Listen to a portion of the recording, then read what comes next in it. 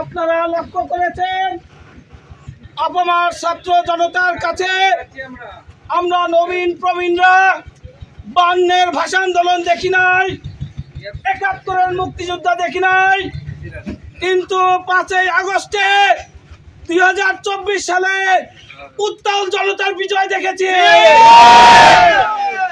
এই বিজয়ের উল্লাসে এমতো অবস্থায় এসে কিছু দুর্বৃত্ত, কিছু কুচক্রী মহল বিজয়কে নস্যাৎ করার জন্য তারা উঠে লেগে পড়েছে। তারা আমাদের ভাই সংখ্যালঘুদের উপরে বাড়িঘরের চাঁদা হারি চাচ্ছে, তাদের বাড়িঘরে অগ্নিসংযোগ করছে এবং দায় চাপাচ্ছে বাংলাদেশ জামায়াত ইসলামী এবং বিএনপির উপরে। এমতো অবস্থায় বাংলাদেশ জামায়াত ইসলামের যে বার্তা সাধারণ জনগণের উপর দিয়েছে, সেই বার্তাগুলো পরিষ্কার করার জন্য আমরা প্রত্যেকটা সিংড়া উপজেলার পথে প্রান্তরে গিয়ে যাচ্ছি। সেই বার্তাগুলো আপনাদের সামনে এখন নিয়ে আসছে বাংলাদেশ জামায়াত ইসলামী চট্টগ্রাম ইউনিয়নের সম্মানিত সেক্রেটারি মাহমুদুল হাসান।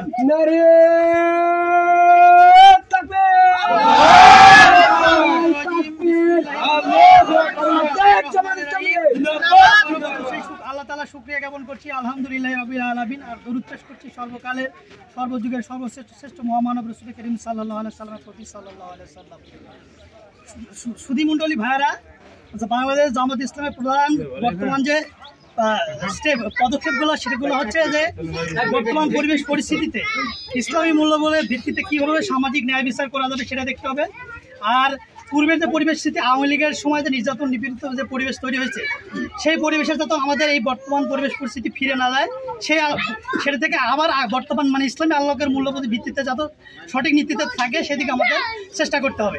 আর আরেকটা বিষয় হচ্ছে যে বাংলাদেশ জামায়াত ইসলামের মূল্যবোধের আরেকটা বিষয় যে আল্লাহ রাসূলের মক্কা বিজয়ের যুগে আল্লাহ রাসূল কিন্তু সবাইকে কিন্তু বলে দিয়েছিলেন যে এই মক্কা বিজয়ের পর তোমরা আমাদের সাথে কী ধরনের আশা করো, কী ধরনের আচরণ আশা করো।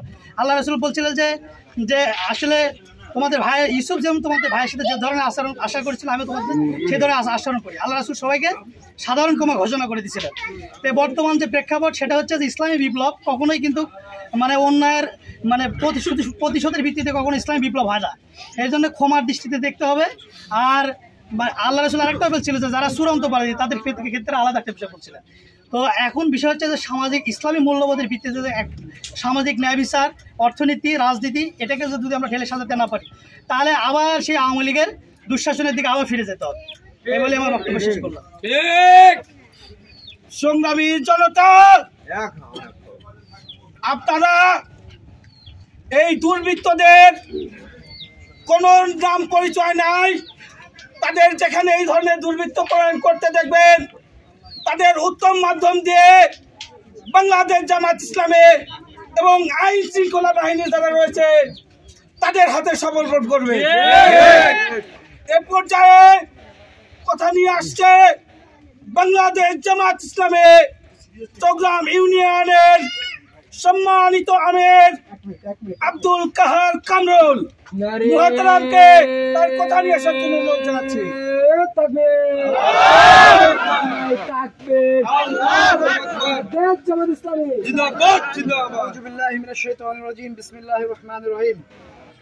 সম্মানিত উপস্থিতি, সংগ্রামী বরিয়াবাসী, আমি রাজনৈতিক বক্তব্য দিব না। আপনার রাজনৈতিক বক্তব্য শুনতে শুনতে বিগত সময়ে রাজনৈতিক বক্তব্য শুনতে শুনতে আপনাদের কান মাথা থাপা লেগে গেছে। আমরা জানি, আমরা সবাই বিব্রত, আমরা সবাই বিরক্ত। আমি স্টেট কার্ড কিছু কথা বলবো। সেই স্টেট কার্ডগুলো কথা হচ্ছে, যারা সুযোগ সন্ধানী কুচক্রী মহল এই পরিবেশ ঘোলাটে করার চেষ্টা করবে, এই ঘোলাটে পরিবেশ রক্ষা করার দায়িত্ব হচ্ছে আপনাদের সাধারণ মানুষ। এই যে স্বাধীনতা এসেছে, নতুন স্বাধীনতা, এই স্বাধীনতার অর্জনের মূল কারিগর হচ্ছে সাধারণ মানুষ, অন্য কোনো রাজনৈতিক দলের না, স্পেসিফিক কোনো রাজনৈতিক দলের না। সাধারণ মানুষ, সাধারণ যে ছাত্র জনতা এই বিজয় এনেছে, কি ঠিক? এখন এই সাধারণ জনগণের বিজয় যদি কলঙ্কিত করতে চায় কিছু কুচক্রী মহল, সেটার প্রতিবাদ করতে হবে আপনাদের। একটা কথা মনে রাখবেন, আপনারা যদি প্রতিবাদী না হন এরকম পরিস্থিতি আবার আসবে, আবার স্বৈর শাসকের জন্ম হবে। আপনারা কি চান আবার একটা যুদ্ধ হোক? আরো মায়ের বুক খালি হোক? আরো বাড়িঘর ভাঙচুর হোক? আমরা কেউ চাই না। সম্মানিত উপস্থিতি, আপনাদের কাছে আমি স্পষ্ট করে বলতে চাই, আপনারা সাদাকে সাদা, কালোকে কালো বলা শিখুন। বিশেষ করে আমাদের হিন্দু ভাই, আমি সংখ্যালঘু বলবো না, আমাদের হিন্দু ভাইরা আছে যাদের উপরে প্রত্যেকটা জায়গায় হামলা হচ্ছে, প্রত্যেকটা জায়গা না, সরি, কিছু কিছু স্পেসিফিক জায়গা আছে হামলা হচ্ছে এবং চাঁদাবাজি হচ্ছে, এবং যারা দুর্বল তাদের উপর হামলা করা হচ্ছে। আমরা জামাত ইসলামের পক্ষ থেকে তীব্র নিন্দা জানাই। আপনারা ইতিপূর্বে পুকুর দখল, চাঁদাবাজি, টেন্ডারবাজি, সুদ, ঘুষ সবই চলেছে, এখন নতুন এই বাংলাদেশে এগুলো আর করতে দেওয়া যাবে না। এইসবের দায়িত্ব আপনাদের সাধারণ মানুষের ঘাড়ে তুলে নিতে হবে। যারা ঘুষ চাবে তা নাই একটা চর বসায় দিবেন।